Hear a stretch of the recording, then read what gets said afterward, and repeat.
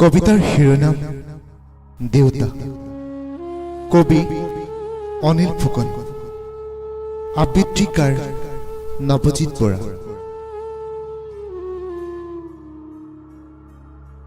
মই জানিছিলোঁ নিয়তিৰ সত্যক স্বীকাৰ কৰি তুমি এদিন আমাক এৰি যাবই লাগিব। ঠিক একেদৰে আমি এদিন, সেইবাবে হয়তো আমাক এৰি গুচি গ'লা পলকতে বহুতীয়া মৰম আৰু স্মৃতিৰ টোপোলাৰে। তোমাৰ মৰম আৰু স্মৃতিবোৰ আমাৰ ইয়াত যতনাই ৰাখিছোঁ।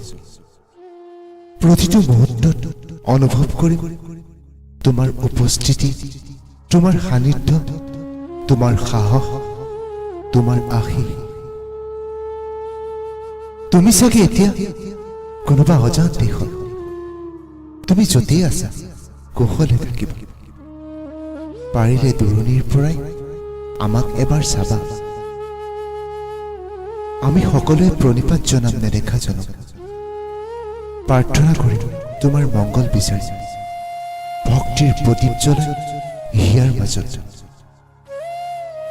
এটা কথা দেউতা, তুমি যে বহি থকা বাৰাণ্ডাৰ বেঞ্চখন আজিও সযতনে আগৰ ঠাইতে ৰাখিছো। নীৰৱে আমি তাতে তোমাৰ ছবি আঁকিছো।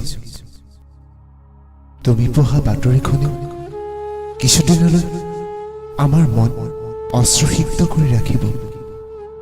তুমি চিন্তা নকৰিবা, বাতৰিখন তাতেই থাকিব। আমালৈ মনত পৰিলে তুমি নাকান্দিবা। দৰকাৰ হলে চকু পানীবোৰ বৰষুণৰ লগতে পঠাই দিবা। আমি তোমাৰ দুখবোৰ অনুভৱ কৰিম। নতুন জীৱনৰ পাতনি সুন্দৰতাৰে সজাবা। আমাৰ দৰে তাতো মৰমবোৰ সজীৱ কৰি ৰাখিবা। বিপদত সকলোকে সহায় কৰিব। আৰু এটা কথা, আমি কিন্তু তোমালৈ আকৌ বাট চাই ৰম। তুমি সোনকালে আহিবা নতুন ৰূপত, পূৰণ কৰিবা তোমাৰ অনুস্থিতি। তুমি নোহোৱাত আমিচোন বৰ নিথৰুৱা হৈ পৰিছো। অনুভৱ কৰিছো তোমাৰ খুবেই প্ৰয়োজন।